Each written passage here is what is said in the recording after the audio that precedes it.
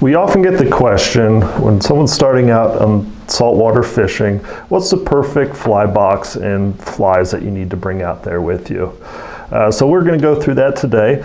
First of all, waterproof boxes are quite essential. When you're out there wading around on the flats, often your stuff can get wet, so this is a great way to keep your hooks from rusting and things like that. So let's have a look inside.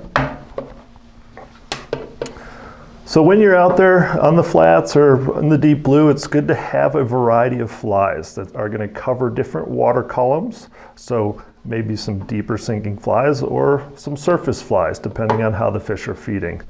Let's talk about a couple of must-haves out there. First of all, the clouser. This is something every saltwater angler should have in their box.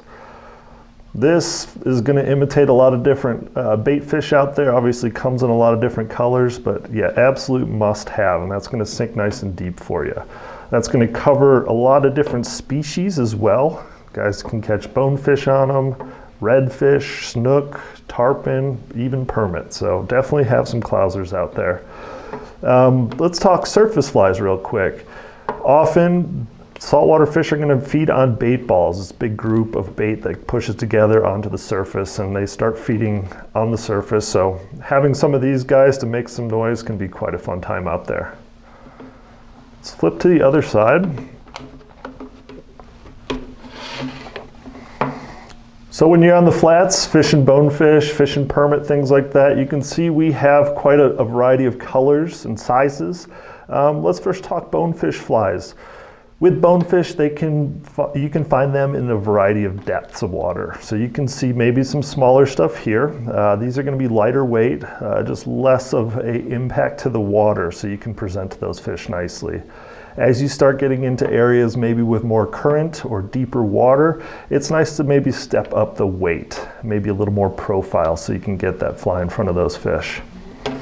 When talking crabs, whether it's bonefish or whether it's permit, it's good to have a variety. Obviously, permit fishermen are always looking for the next best thing, but what I'd say is, just like the bonefish, we're going to have different colors, different weights, and then also some different orientations. So you can look at the contraband crab here. This is going to be a side swimmer as you strip it, as opposed to the fleeing crab. This is actually going to be kind of fleeing like the crab is facing back this way. So anyway, having lots of variety, different weight, that's going to get you nicely covered for your next time on the flats. Thanks for watching.